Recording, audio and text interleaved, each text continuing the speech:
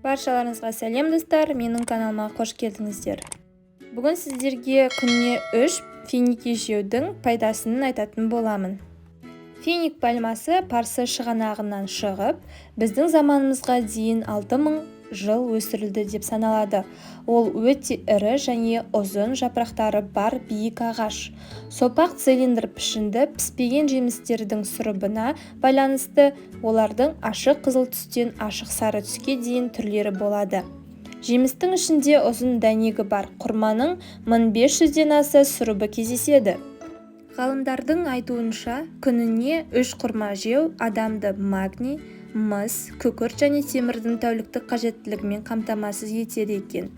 100 грамм құрмада 20 грамм су, 2-5 грамм ақуыз, 0,5 грамм май, 69,2 көмір су, 0,1 грамм май қышқылы, 69,2 грамм моно және дисахаридтер, 6 грамм ас талшықтары, 0,3 грамм органикалық қышқыл бар. Құрманың ерекшелігі адамға күш беріп, ер адамның белсенділігін арттырады. Жүрек, бауыр, бүйрек, асқазанға көмектеседі. Ми жүйесін жақсартып, жөтелге де оң әсерін тигізеді. Қатерлі дерттің де алдын алады.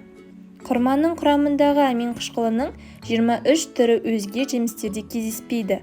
Құрамындағы глюкоза мен фруктоза адамға зиянды емес.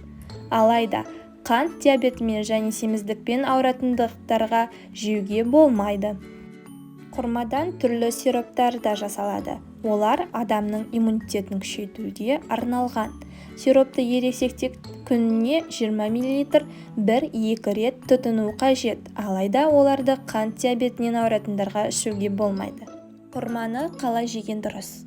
Құрманы жүктілерге және бала емізетін әйелдерге жеу ұсынылады. Ғылыми зерттеулердің нәтижесінде құрманың құрамындағы ерекше ынталандырғыш жүктілік мерзімінің соңғы айларында жатыр бұлшықеттерін қатайтады екен. Яғни әйел жеңіл босанады.